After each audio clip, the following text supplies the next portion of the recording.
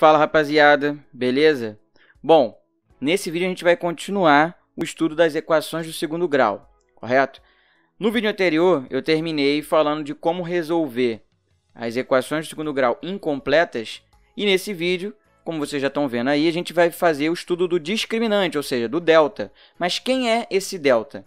Bom, primeiro, a gente tem que falar de como a gente pode resolver uma equação completa. Então, por exemplo, se eu tiver o polinômio x² menos 15x mais 36 igual a zero. Como é que a gente poderia resolver isso aí? Primeiro, essa equação ela é completa, né? Ela tem o a, o b e o c.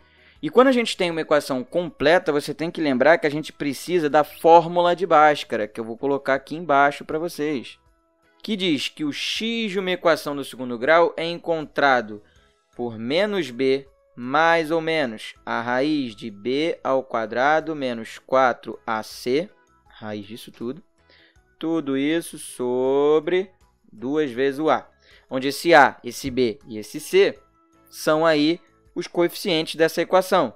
E esse b² aí menos 4ac é o nosso delta, que a gente vai estudar nesse vídeo. Beleza, mas antes vamos resolver esse exemplo que eu acabei de colocar aí, ó. Vamos lá, primeiro eu vou fazer o delta, tudo bem? Eu vou resolver aí primeiro o delta, que seria b², ou seja, menos 15² menos 4 vezes o a, que era 1, correto? Na nossa equação ali de exemplo, vezes o c, que era 36. Logo, esse delta ele vai ser menos 15² dá 225, menos 4 vezes 36, 144. Ou seja, 225 menos 144 dá 81. Perfeito. Agora, a gente vai para a fórmula de Bhaskara. A gente vai pegar menos o b, ou seja, menos 15, mais ou menos a raiz do nosso delta, que era 81. Tudo isso sobre 2 vezes o a, que era 1, né? Então, vai ficar 2 vezes 1. Perfeito.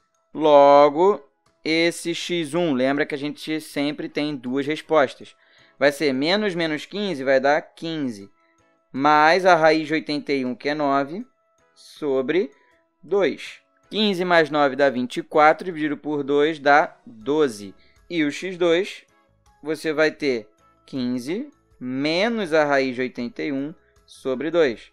Ou seja, 15 menos 9, 6, dividido por 2 dá 3. Então, aí eu achei o nosso x1, que é 12, e o nosso x2, que é 3. Perfeito, né? Dois resultados que são as nossas raízes. E aí, a gente vai entrar nesse vídeo, no tema desse vídeo, que é o estudo do discriminante. Ou seja, percebeu que essas raízes que a gente encontrou foram dois valores diferentes um do outro? Isso, quem determina é o nosso delta. Por quê? Porque, presta atenção, o delta aqui ó, deu 81, percebe?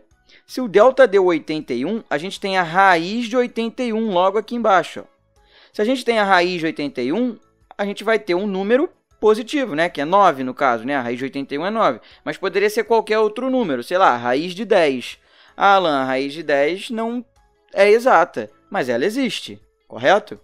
Então, concordam comigo que quando a gente chegasse no próximo passo, eu ia ter mais a raiz do delta e menos a raiz do delta? Ou seja, dariam dois valores diferentes, correto? Então, a gente pode começar com isso. Quando o meu delta ele for positivo, ou seja, maior do que zero, né? Nesse caso 81, a gente aqui vai ter duas raízes reais. O que são raízes reais? São dois números que pertencem ao conjunto dos reais e diferentes.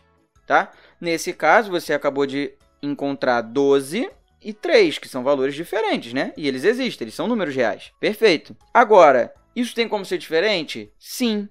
Quando? Quando o meu delta for igual a zero. E aí, agora eu quero que você pense comigo. Se o delta for igual a zero, olha o que vai acontecer, ó. Você vai ter lá no x menos b mais ou menos a raiz do delta. Só que aqui a gente está considerando que ele é zero. Tudo isso sobre 2a. Concorda comigo que o x1 vai ser menos b mais a raiz de zero sobre 2a. E o x2 vai ser menos b menos a raiz de zero sobre 2a. Só que raiz de zero é zero. Então, aqui vai ser zero e aqui vai ser 0. Concorda que se eu estou somando 0 ou diminuindo 0 não faz a menor diferença? Então, significa que esses dois caras aqui eles vão ser iguais. Logo, quando o meu delta for igual a 0, eu vou ter duas raízes reais, né? Porque vão ser números reais, só que elas vão ser iguais, né? Lembrando que não vai ser diferente se você soma a raiz de 0 ou subtrai a raiz de 0. Perfeito? Alan, e quando o meu delta for menor do que 0, ou seja, um valor negativo? Aí pensa comigo de novo. Você vai ter lá que o seu x ele é menos b mais ou menos a raiz do delta sobre 2a, correto? Só que aí esse delta aqui, você está considerando que ele é negativo, tá? Imagina que, sei lá, menos 4. Você tem a raiz de menos 4. Aí você pode até ficar tentado a dizer que a raiz de menos 4 é menos 2. Só que você tem que lembrar, lá do seu estudo de radiciação, que quando a raiz é de índice par, o valor ali dentro não pode ser negativo, porque não existe raiz de número negativo. Raiz de índice par, né? Mas não existe dentro do conjunto dos reais. Mas para vocês, é suficiente que você saiba que quando o meu delta for menor do que 0, não existe raiz real. Tudo bem? Então, esse foi o estudo do discriminante, ou seja, o estudo do nosso delta. E no próximo vídeo, a gente vai ver a relação entre os coeficientes e as raízes de uma equação de segundo grau. Então, clica no vídeo que está aparecendo aí e vamos lá.